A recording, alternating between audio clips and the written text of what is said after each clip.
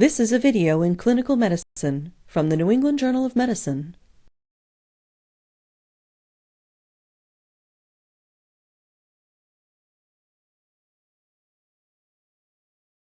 Toracocentesis is used diagnostically to establish the cause of a pleural effusion. It can also be performed to drain large effusions that lead to respiratory compromise.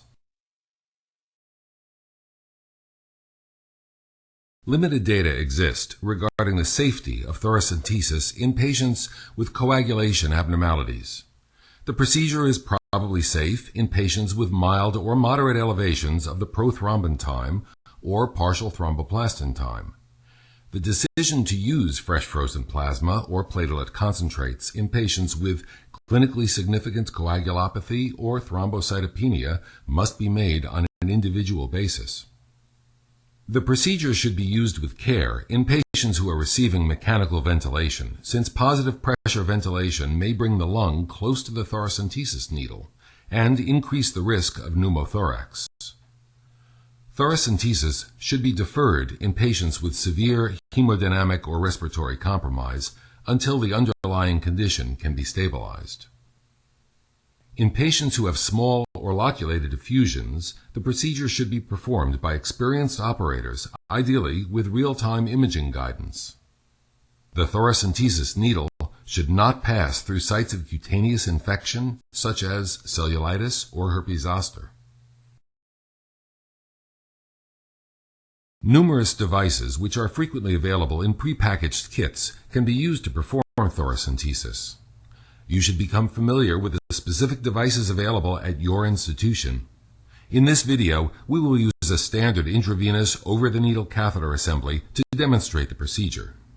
For sterile preparation of the site and administration of anesthesia, you will need a skin cleansing agent, sterile gauze, sterile gloves, a sterile drape, a hemostat, which is optional, 1 or 2% lidocaine, and a 10 milliliter syringe with a 22 to 25 gauge needle. For the collection of pleural fluid, you will need an 18 to 20 gauge over-the-needle catheter, a 60 milliliter syringe, and a 3-way stopcock. You will also need sterile drainage tubing, specimen tubes and a large evacuated container, and a sterile occlusive dressing. Explain the procedure to the patient and obtain written informed consent. You should also verify the patient's identity, mark the correct site, and conduct a pre-procedural timeout. The timeout, which takes place immediately before the procedure is started, consists of confirmation by all members of the care team that the patient's identity, the procedure he or she is to undergo, and the site of the procedure are all correct.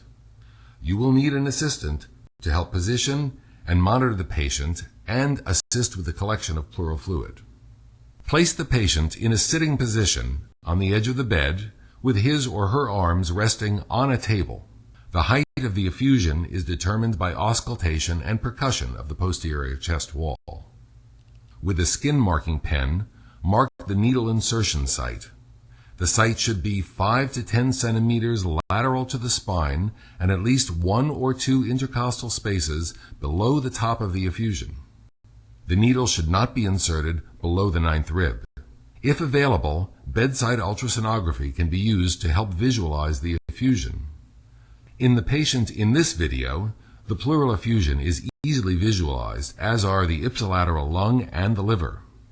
Prepare the area with antiseptic solution and apply a sterile drape. Using a 25 gauge needle, place a wheel of local anesthetic such as lidocaine along the superior edge of the rib that lies below the selected intercostal space. Switch to a 22 gauge needle and begin to anesthetize the deeper tissues. The inferior surface of the rib must be avoided, since the intercostal vessels and nerve are located in this region. At this point, walk the needle over the superior aspect of the rib, alternately injecting anesthetic and pulling back on the plunger as you advance. Once the needle enters the pleural space, pleural fluid will begin to fill the syringe. Inject more anesthetic at this point to anesthetize the highly sensitive parietal pleura. Note the depth of penetration and then withdraw the needle. If available, a hemostat may be attached to the exposed portion of the needle to mark the depth of the pleural space. Attach an 18-gauge over-the-needle catheter to a syringe and advance it along the superior surface of the rib. Keep pulling back on the plunger as you proceed to the predetermined depth of the pleural space. Once fluid is aspirated, immediately stop advancing the needle and guide the plastic catheter over the needle. When the catheter is fully inserted, remove the needle as the patient exhales or hums. The exposed hub of the catheter should be covered immediately with your finger to prevent the entry of air into the pleural space. Next, attach the three-way stopcock and a large syringe to the catheter and continue to aspirate fluid. When this syringe is full, adjust the stopcock so that it is closed to the patient. The stopcock should be open to the patient only when fluid is being actively drained. If additional fluid needs to be drained for therapeutic purposes, attach the collection tubing to the stopcock and to the evacuated container. Open the stopcock to the patient and to the tubing and allow the evacuated container to fill. Generally, you should remove no more than 1,500 milliliters of pleural fluid. The removal of larger volumes may result in post-expansion pulmonary edema. On completion of fluid collection, you should rapidly remove the catheter as the patient holds his or her breath at end expiration. Cover the needle insertion site with an occlusive dressing and clean the surrounding skin. At the end of the procedure, make sure that all needles are placed into appropriate safety devices.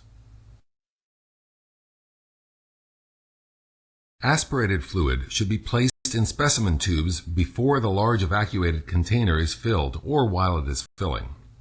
A tube without additives should be used for chemical analyses such as the measurement of lactic dehydrogenase, protein, and glucose levels. An EDTA-treated tube should be used for the cell count and differential count. Specimens for cytologic and microbiologic analyses and for other tests may be required depending on the clinical circumstances. These are discussed in further detail in the accompanying written supplement. Analysis of the pleural fluid will help differentiate a transudate, which is commonly caused by congestive heart failure or cirrhosis, from an exudate, which may be caused by processes such as bacterial pneumonia, cancer, or trauma. Pneumothorax is uncommon after thoracentesis, and when present, it rarely requires the placement of a chest tube. Chest radiographs are not required after simple, uncomplicated procedures. Radiography of the chest should be performed if air was aspirated during the procedure, if chest pain, dyspnea, or hypoxemia develops, or if the patient is critically ill or undergoing mechanical ventilation. Other complications of thoracentesis include pain, coughing, and localized infection. More serious complications include hemothorax, intra-abdominal organ injury, air embolism, and post-expansion pulmonary edema.